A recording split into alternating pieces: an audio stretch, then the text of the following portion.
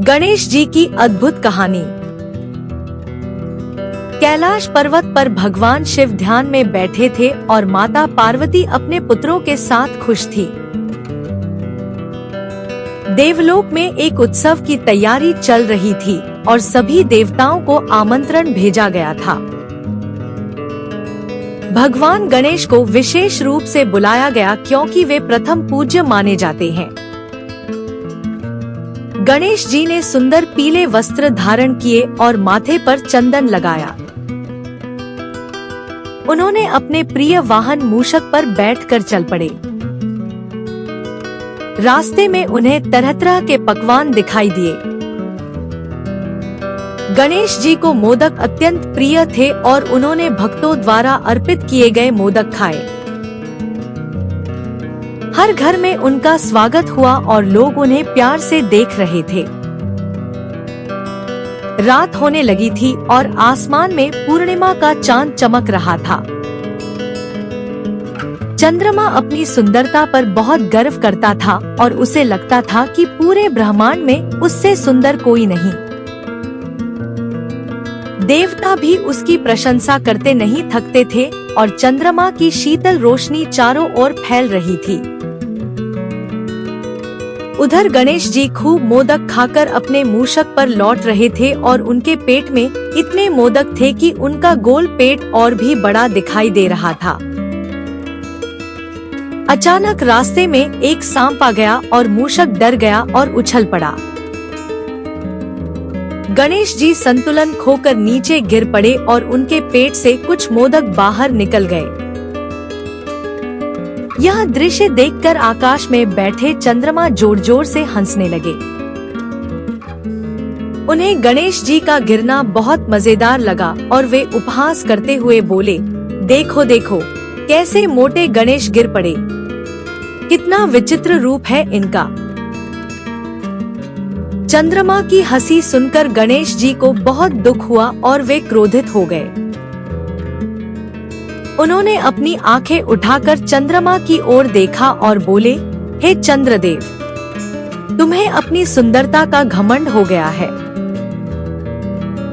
गणेश जी ने चंद्रमा को श्राप दिया कि आज के बाद जो भी तुम्हें देखेगा उस पर झूठा कलंक लगेगा।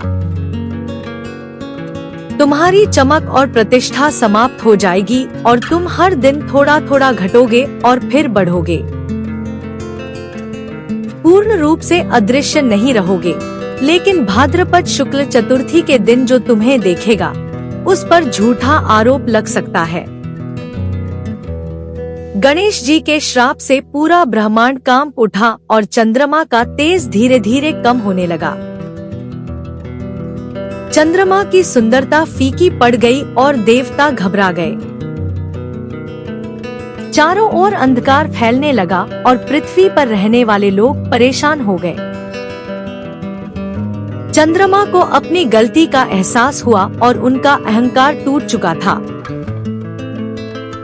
वे रोते हुए भगवान गणेश के चरणों में पहुँचे और हाथ जोड़कर बोले, हे विघ्नहर्ता, मुझे क्षमा कर दीजिए।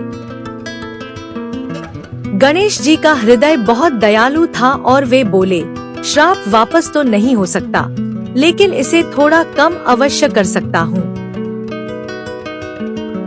अब तुम हर दिन थोड़ा थोड़ा घटोगे और फिर बढ़ोगे, लेकिन भाद्रपद शुक्ल चतुर्थी के दिन जो तुम्हें देखेगा उस पर झूठा आरोप लग सकता है। तभी से माना जाता है कि गणेश चतुर्थी की रात चंद्रमा को नहीं देखना चाहिए। यदि गलती से कोई देख ले तो उसे गणेश जी की कथा सुननी चाहिए ताकि दोष समाप्त हो जाए।